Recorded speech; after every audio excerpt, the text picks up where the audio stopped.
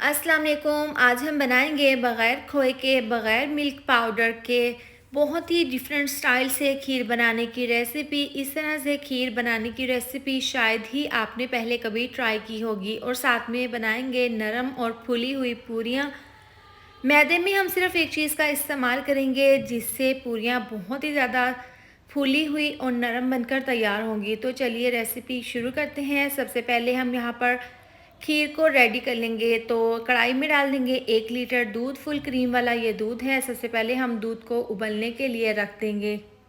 और यहाँ पर 1 कप चावल है जिसको मैंने 1 घंटा पहले पानी में भिगोकर रख दिया था। इसका पानी हम निकाल देंगे। और देखिए यहाँ पर दूध में अच्छे से बॉयल आ गया है। अब मीडियम टू लो आंच पर दूध में तमाम चावल डाल देंगे और इसके अंदर इलायची के दाने डाल देंगे। इसको मिक्स कर देंगे। अब इसको हम पकने के लिए रखेंगे। दरमियान में बार बार हम इसके अंदर चम्मच को इस तरह से चलाते रहेंगे। अब पूरियों के लिए आटा हम गूंद लेंगे। तो तकरीबन 2 कप ये है मैदा जिसको मैंने छान लिया था। अब इसके अंदर हम सिर्फ डाल देंगे आधी चम्मच नमक और थोड़ा सा पानी डाल देंगे। जिस तरह से रूटीन में हम रोटियों के लिए आटा गूंदते हैं ना अपने घर पर, इसी तरह से हमने इसको गूंद लेना है। सॉफ्ट सा हमने ये आटा गूंद लेना है। और इसमें हम दही का या फिर ऑयल वगैरह का इस्तेमाल नहीं करेंगे। बस सिंपल इसमें नमक डालकर पानी से इसको गूंद लेंगे। बस इसका तरीका यही है कि आपने इसको बहुत अच्छे से गूंद लेना है। अब इसके अंदर 2 चम्मच ऑयल डालकर ऑयल को हमने इसके अंदर बहुत अच्छे से जज़्ब कर देना है। अब एक बाउल में इसको इस तरह से निकाल कर इसके ऊपर 1 चम्मच ऑयल लगाकर इसको कवर करके रख देंगे। अब देखें खीर को हमने इस तरह से हल्का सा इसके ऊपर ढक्कन रखकर इसको पकने के लिए रख दिया था। दरमियान में इसको हमने 1 से 2 बार चम्मच इसके अंदर चला दिया था। अब यहाँ पर देखें चावल काफ़ी अच्छे से सॉफ्ट हो गए हैं। तो अब हम यहाँ पर क्या करेंगे, इस चमचे से इस तरीके से हल्का सा इसको प्रेस करते हुए तमाम चावलों को अच्छे से मैश कर लेंगे। ये इतने सॉफ्ट हो रहे हैं ना कि बहुत ही आसानी के साथ ये तमाम चावल अच्छे से मैश हो जाएंगे। तो दोबारा से इसको कवर करके मज़ीद और पका लेंगे। तो देखें 3 से 4 मिनट के बाद हमारे चावल अच्छे से दूध के अंदर घुल गए हैं।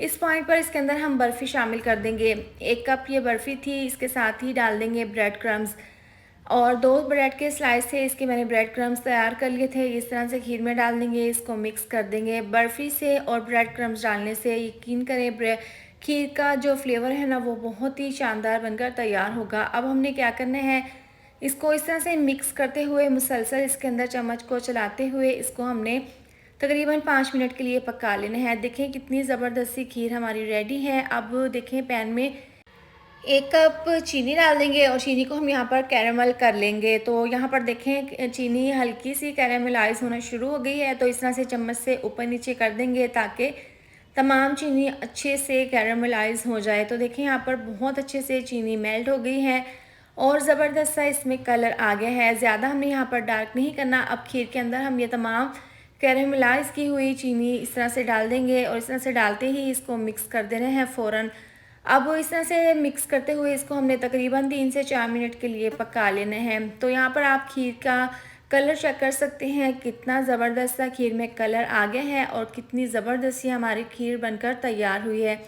और इसका जायका भी बहुत ही डिफरेंट सा और बहुत ही मज़ेदार सा बनकर तैयार हुआ था। तो आप भी इस तरह से खीर की रेसिपी अपने घर पर ज़रूर ट्राई करें। अब इसको हम देखें साइड पर ठंडा होने के लिए रख देंगे। जो पूरियों के लिए आटा हमने गूंद कर रखा था ना, उसके हम पेड़े बना लेंगे।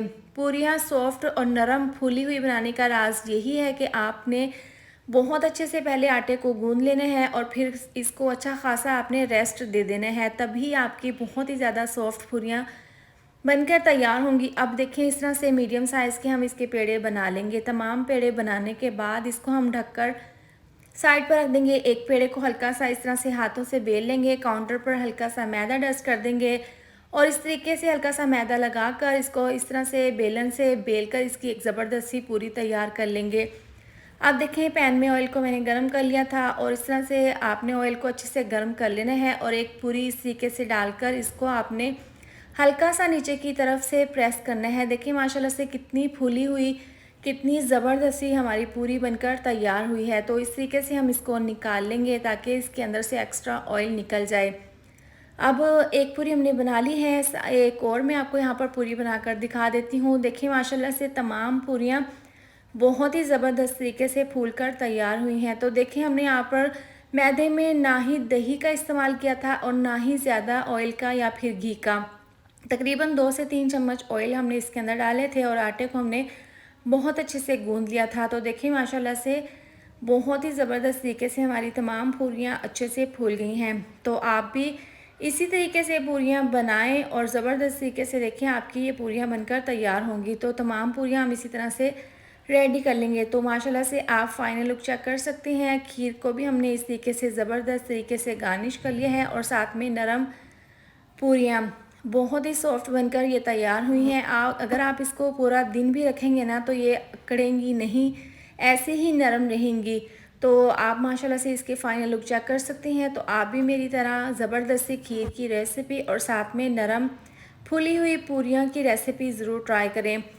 इसके साथ ही वीडियो अच्छी लगे तो लाइक और शेयर कर दें, साथ में मेरे चैनल को भी सब्सक्राइब ज़रूर कर दें। मिलते हैं नेक्स्ट वीडियो में। अपना बहुत सारा ख्याल रखें। अल्लाह हाफिज़।